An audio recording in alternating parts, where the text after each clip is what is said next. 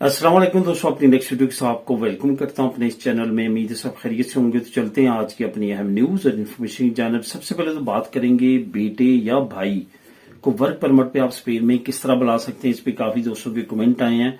बेटा हो या बेटी हो, भाई हो या बहन हो, कौन सा तरीका है जिसपे आप लीगल तौर पे वर्क परमिट पे आसानी के साथ स्पेन में बुलवा सकते हैं, उस पर आज बात करूंगा। काफी अहम अपडेट है, काफी अहम इन्फॉर्मेशन है जो आप लोगों के साथ शेयर करूंगा। उसके बाद स्पेन एम्बेसी के बारे में ताजा तीन सूरत हाल क्या है और क्या कोशिश की जा रही है, इस पे बात करेंगे। उसके बाद अगर आपके हैफे के साथ जहां पे आप काम करते हैं, यानी कि काम के मालकान के साथ कोई मसला मसाइल चल रहा है, वो आपसे ज्यादती करते हैं, तो उस सूरत में आपके पास क्या ऑप्शन है, आप क्या कर सकते हैं, क्या अदालती कार्रवाई है जो आपके कर सकते हैं और आपकी हेल्प हो सकती है।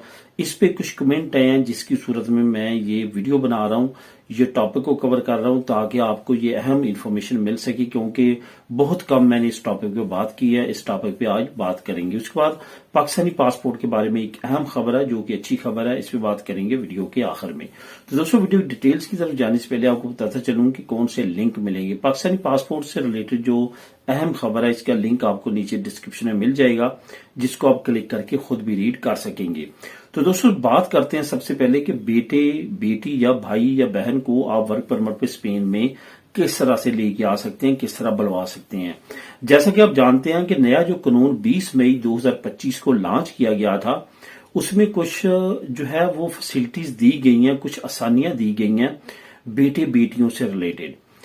इसमें दोस्तों एक चीज बहुत ज्यादा जरूरी है, जो बहुत ज्यादा समझने की है। उसको इस टॉपिक पे सोचने से पहले आपने एक चीज जो है अपने जहन में लाजमी बैठा लेनी है कि वो चीज के बगैर जो है आप इन कवानीन से फायदा उठा नहीं सकते।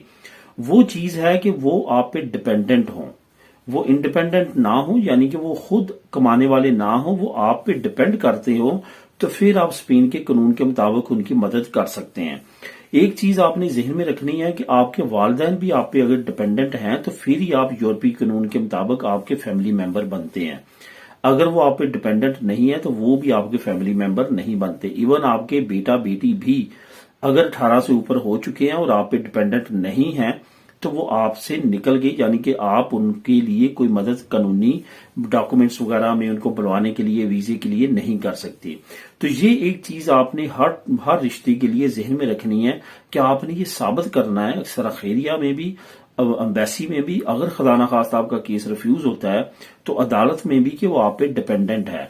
तो इस वजह से आप उसकी मदद करना चाहते हैं और आप उसको अपने पास बुलवाना चाहते हैं। तो यहां पे आपको पता है कि बेटा हो या बेटी हो, उसके लिए तो अब 26 साल तक जो है वो तमाम चीजें जो है आपके कंट्रोल में आ चुकी हैं। अगर आपकी बेटा या बेटी 26 साल से ज्यादा भी है तो उसमें आपका ह्यूमन राइट्स इन्वॉल्व हो जाता है।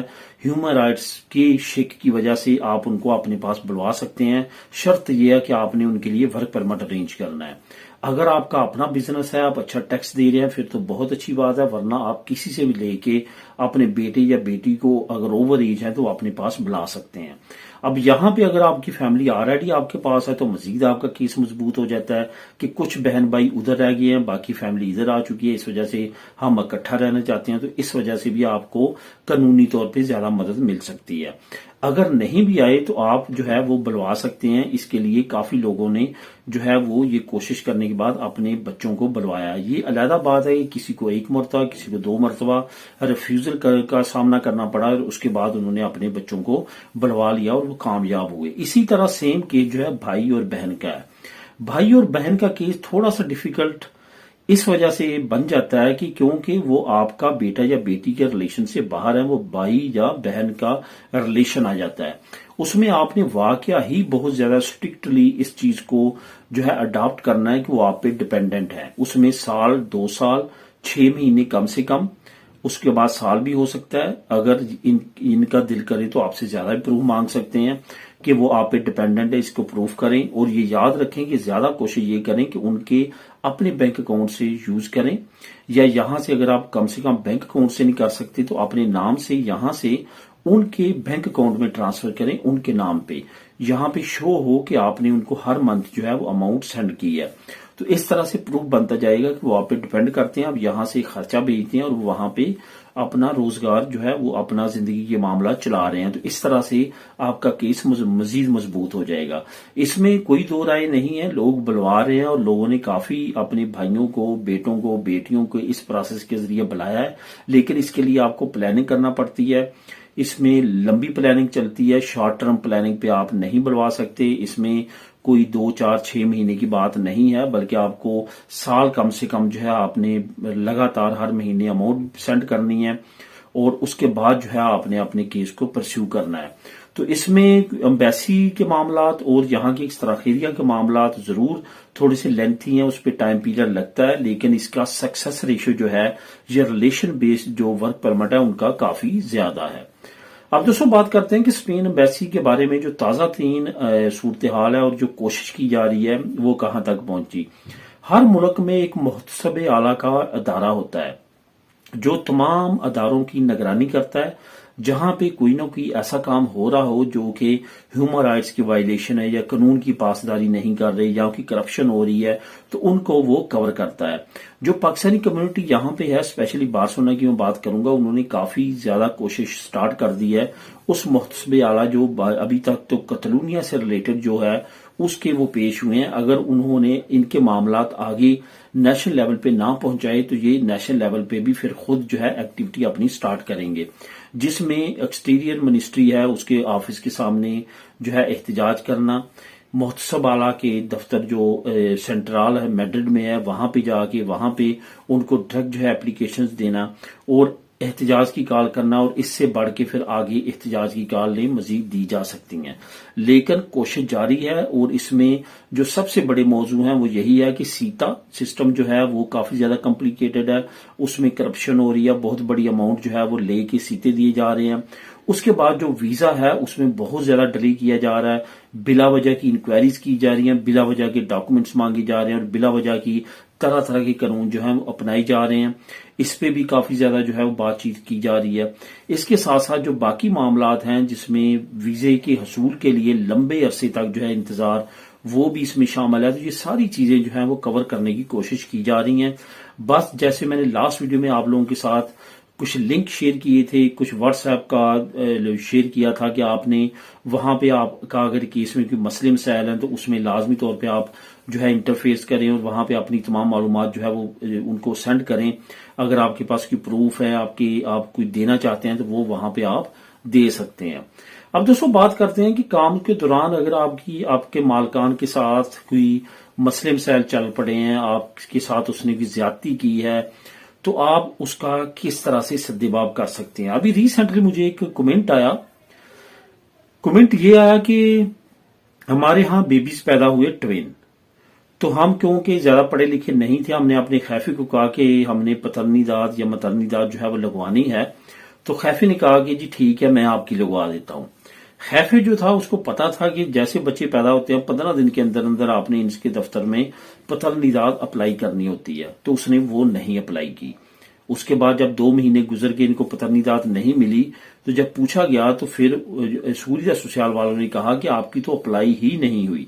तो उनका कमेंट आया कि हम इस पे क्या कर सकते हैं, इस पे आप कानूनी कार्रवाई कर सकते हैं, लेकिन एक चीज जहन में रखें, आपकी ये जो कन्वर्सेशन हुई थी जिसमें उसने कहा था कि मैं अप्लाई कर देता हूं, वो आपके पास प्रूफ होना चाहिए कि उसने कहा था, वरना वो अदालत में जाके मुकर सकता है और वो कह सकता है कि मैंने ऐसी कोई कन्वर्सेशन इनके साथ नहीं की।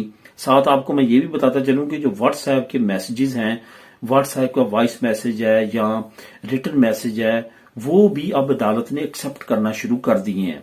अगर ऐसी भी कन्वर्सेशन आपके पास हो और आप किसी अपने इस तरह मामलात में उसको यूज करना चाहें तो अदालत उसको एक्सेप्ट करती है।